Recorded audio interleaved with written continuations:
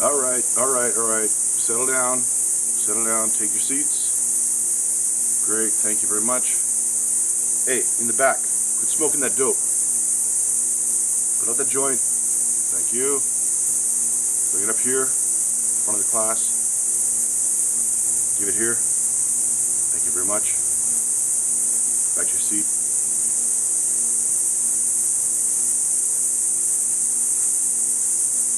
Okay, welcome to another edition of Travel with Tommy Tile.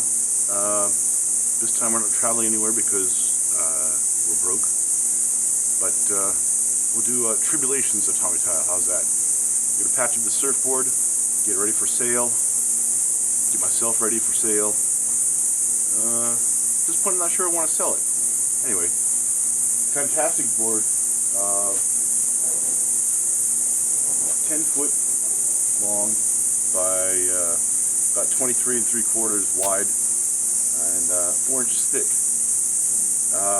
But as you can see, it's a long board, right? Okay, technically it's a long board because it's 10 feet long, but it's cut to the plan shape of what I was riding and almost everybody else was riding back in 83, 84, 85. You know, a 6'2" square-tailed thruster with a pulled-in nose. Normally, if this is a longboard, you see, I'm not sure if it's in the frame here, but you know, you see a much fuller nose, much more blunt nose, and probably a little more straight on the rails, and then maybe pulled in at the tail as this one is as well. But this was a brainchild of Bill Stewart at Stewart Surfboards. Perhaps Bjorn was involved there. In fact, maybe it was his brainchild. But they call us a Clydesdale. Clydesdale, like the big horse with the big feet. I've got big hands, I've got big feet, I'm a big guy. Need a big board like Clydesdale. So yeah, so in that respect, we'll be having a Budweiser as we go along with that. Big guy, big can of beer. It's really important.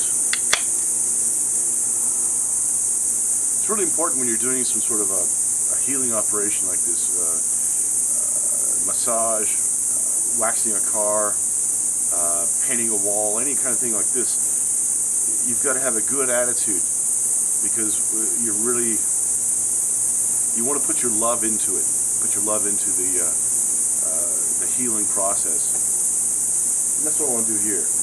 And right now I'm in a foul mood.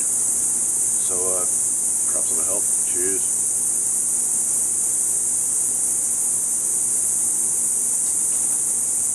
A couple of basic things about surfboards is that they're, well, until recently, they were shaped out of polystyrene foam and covered in a fiberglass, woven spun glass, basically. And the adhesion was through various types of resins. A laminating resin to have the fiberglass stick to the foam, and then a sanding resin, which was basically the same thing, only had a little bit of wax in it, special kind of wax, so that it was able to both fill in the gaps of the weave of the fiberglass, as well as be able to be sanded later on. Sanding a laminating coat is pretty difficult because the laminating resins, they never really seem to dry to full hardness, to full. Try to run a piece of sandpaper across it, stick, a little syrupy, you know, a little sticky. Anyway, you put on the sanding coat or the so-called hot coat, and it would fill in the gaps, and also it was easier to sand. And then on top of that, you put a finishing coat, or perhaps 2 or 3. But and that filled in the gaps of the sanding resin. You know, so you got 3 coats on top of this. And in between refining with painting, painting of metal, not so much painting of houses. Painting a house, paint a wall. There you go. It's clean. It's Navajo white. It's done. You can paint something metal, for example, a car or a filing cabinet or something like that. I'm on one of those right now. You spray this stuff on. Spray on. Prep it. Sand it down really well, so it's got a good scuff surface for the primer coat to adhere. Pardon me. To which to adhere. There we go. Never ending your sentences of preposition.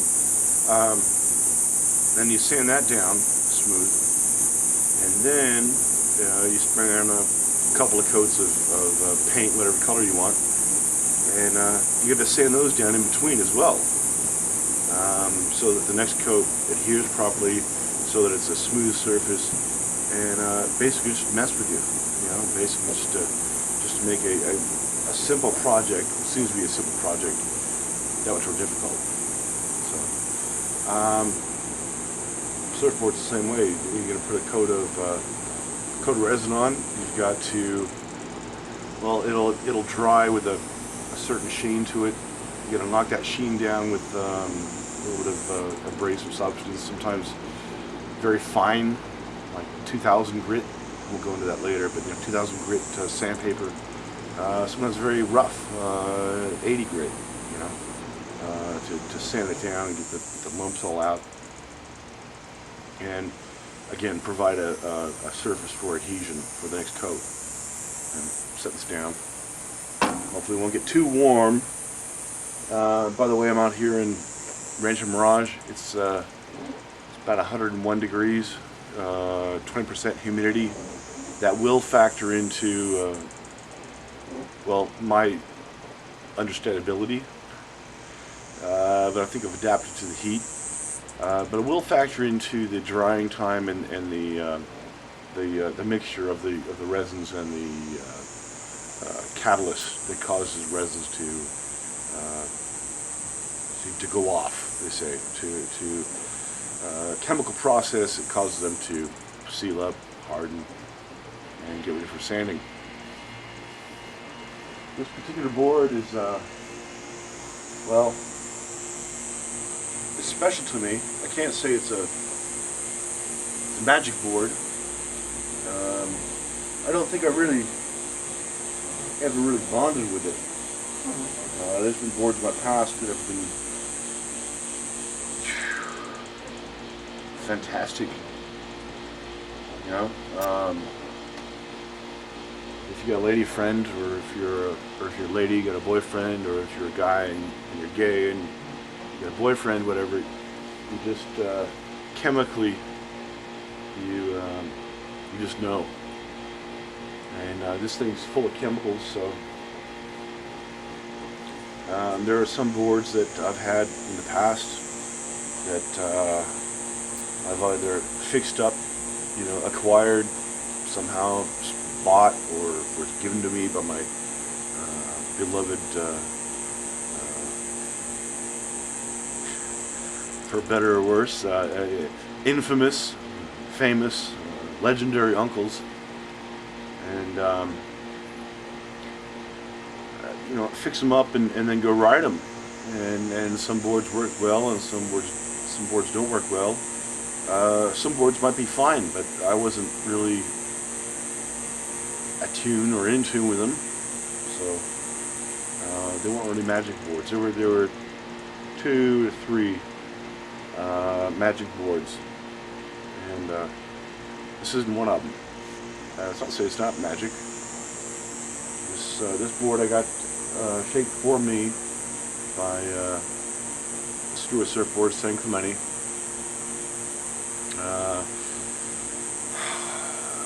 Structurally big enough to float my what at the time was probably 280 pounds, 285 pounds, perhaps even more. I'm down to 250 now, but big is big,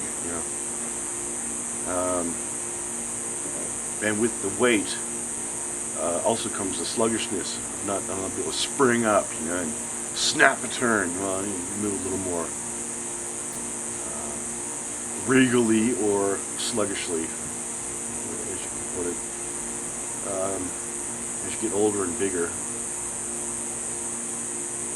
But this one, the concept behind it was, in fact, in the bottom I'll show you. It says Stormlighter for Spider John Copeland. It's a name I use for writing.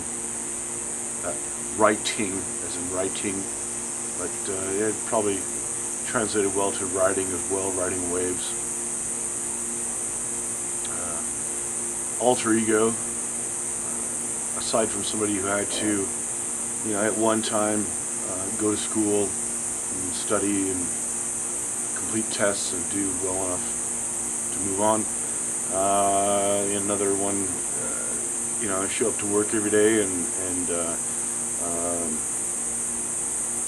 give them a good day's service and move on to the next day, into the next payroll period, into the next review. In which cases they go, oh you're pretty good, you're quite good, so here's a little bit more money. I rolled that, and eventually I was able to buy surfboards just like these. And so anyway, unreal board, unreal possibilities, unreal potential energy. A few dings in it. Not many that were done the way they're supposed to do, or supposed to have been done. You could snap a board in half, but if you had a good story behind it, it's almost worth it. I took off on a giant double up wave, and the lip hit me in the head, and I just pulled into the barrel, and I was gonna make it, and I saw it shutting down, and it collapsed on me, and it broke my board in half, and it broke my foot. Well, that's a pretty good story.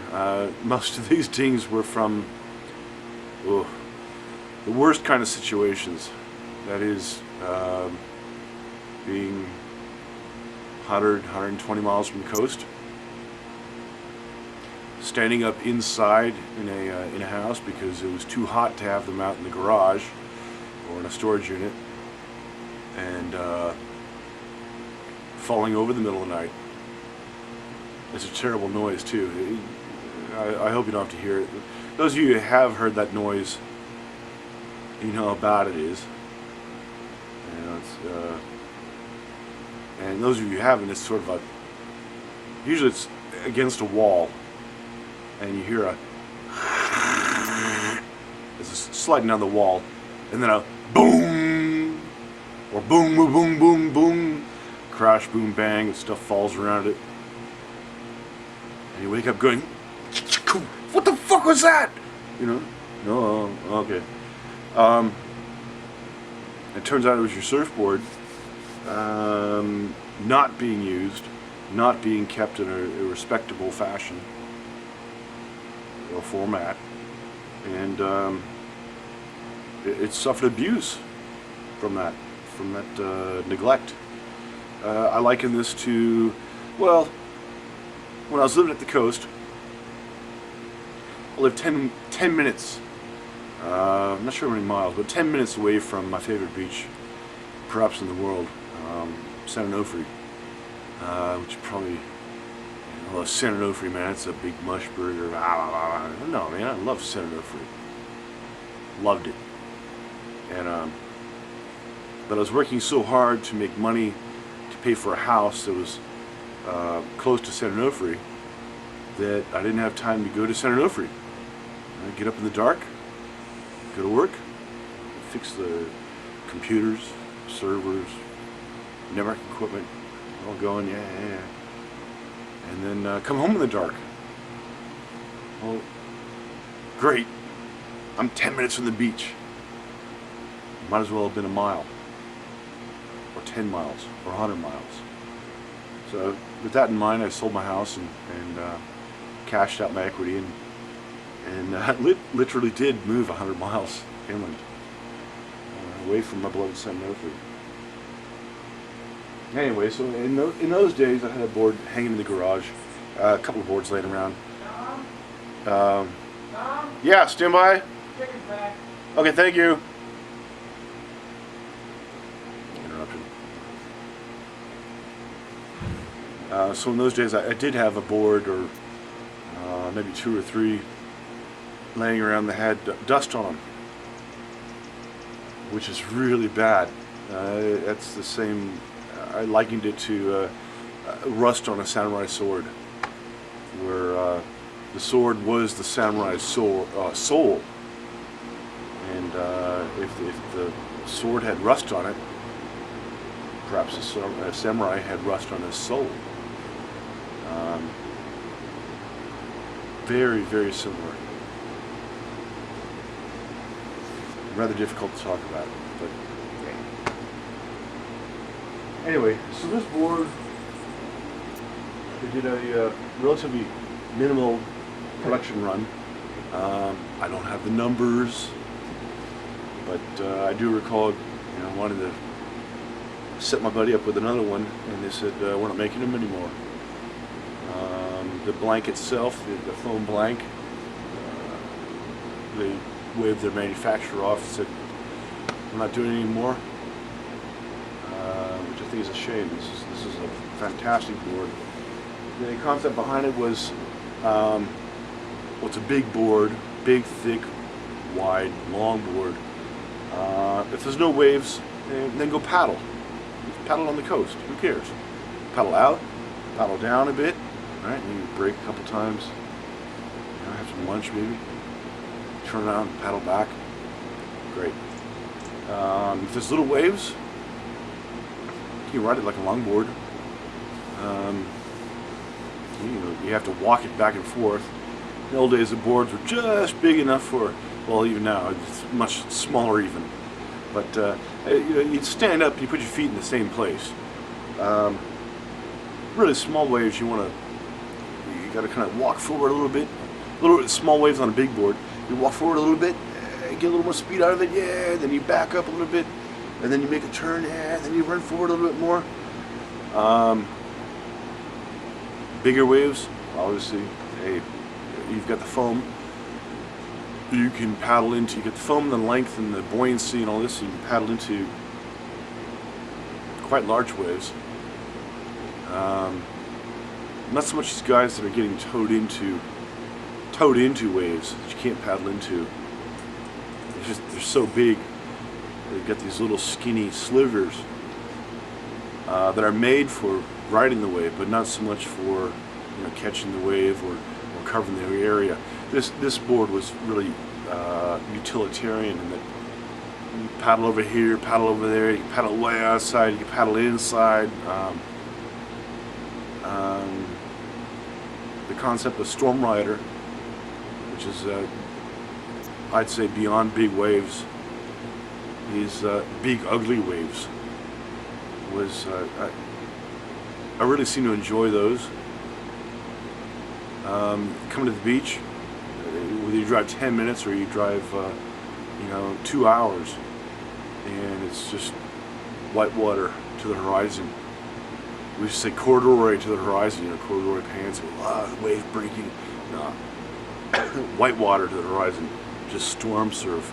It's a Victory at Sea, which is before my time even. The old black and white movies that are on in the afternoon on Saturday. There's a ship going through this big, or you say washing machine. It's all slosh, slosh, slosh, slosh. Well, my own experience was that through all that madness, through all that chaos of surf, that there were a few pockets, and you could get into those pockets, and you could have yourself a pretty good time. So my ultimate concept for this board was, as Storm Rider, was one of those types of days where the wind's been blowing for 3 or 4 days, and the fetch has been long enough. It's got the wind coming in, picking up, dragging the ocean. Okay, yeah, making surf, yeah, right. And it's not quite clean enough for, you know, aficionados to go out and, oh, I got the best wave of my life on that last swell, yeah. About 6 hours before that, I wanted to be out there. Be way outside. And in the,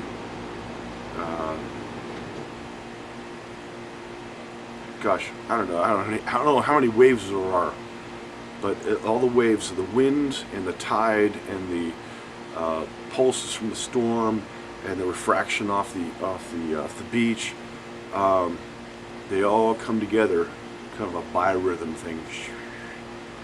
They all come together. Here am I. Here are me. And I get my wave from way outside all the way in. And it's the weather's so crappy that nobody sees it. But I knew I was there. Anyway, this is that board. This is the board that addressed that concept. And flipping over, I don't have a straight edge with me, but I will eventually. I'll show you a couple of different bottom contours that are on here. It's not a flat deck. There's little concaves and high planes and low planes and kind of things built in. I guess I'm focusing on ding repair. Well, the first ding I got on this board was surfing Center Nofre, and the tide was far enough out that the cobblestone reef was starting to appear, and I paddled it out and had a great time. And then came in, and I was probably surfing with a leash. I don't really like leashes, but surfing with a leash because there's a lot of people around. I was a little bit out of surf shape, and you know, the board got away from me in the white water on the inside. Well, anyway, in that 30 seconds, 45 seconds, the board was away from me. It was sort of caressing the cobblestone bottom, and I got a couple of really good grooves on the nose, which, who knows, might make it even better. But organic channels, if you will, in the nose built in. So after the first surf session, I already had to repair it. I think I did a pretty good job. A little bit of water got in, and water on foam makes brown foam, or brown tinged foam. And there's enough of that to get in here. In fact, probably what happened was I didn't realize, and then the water was on there, and I went to work for 3 weeks, and I went to go check my board, and then found out some water got in there. A little bit of foam. The rest of the ding's in here. This is probably a really good board to show how to do ding repair, because of the 3, 4, 5 different kinds of dings you can have and you have to repair. Just got 3 or 4 of them. There's a couple of punctures, a couple of cracks. There's a couple of I don't know, I call them bruises, whereas the resin has been cracked and the glass is showing through, but it's not quite a break, it's just a bruise, you know. And I can show you how to do all those, actually, and will, if you can get through this video. I've already taken the wax off, wax on, wax off, and I'll show that technique a little bit later. I'll show how to put wax on. For right now, I couldn't wait. I had to get the wax off of there. You don't really have to take the wax off, but to me, it's a good thing. Like if you're going to work on an engine on a car, it's a good thing to kind of knock the oil and dirt that accumulate, and knock those things off, and you can see a little better what you're working on and around what you're working on, and you can find there might be some other potential problems. In this case, yeah, there are two punctures, at least two punctures in the deck, in the wax, or beneath the wax. I saw them, but as I took the wax off, I saw a couple more little pressure dings, which is probably the fifth or sixth type of ding, and I'll show you those as well. So you take the wax off by putting it in mild sunlight, mild heat. Not as much sunlight, but heat, yeah. Surfboards have a lot of enemies. Heat's one. Heat can cause the different components of a surfboard skin will expand at different rates. So if you got a lot of heat, you might have the foam might give way, not expand, but compress, and the fiberglass might let go. So pretty soon you got a pocket. UV, ultraviolet. Yeah, I mean a lot of the resins now are UV stabilized.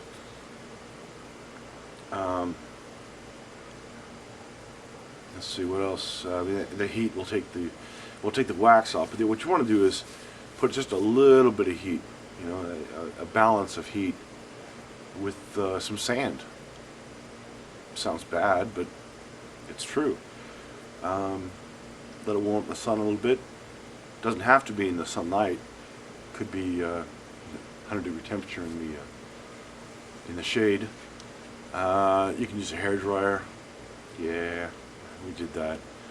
You can use a heat gun, and I've done that. But you just kind of want to evenly warm it up until the glass gets a little, the wax gets a little shiny and softens up. And throw some sand on it, ideally warm sand, and it just it adheres to the wax, and the wax adheres to the sand better than it adheres to the surfboard resin, and comes off. You'll see more later. Yeah. Surfboards don't like hard things. No kidding.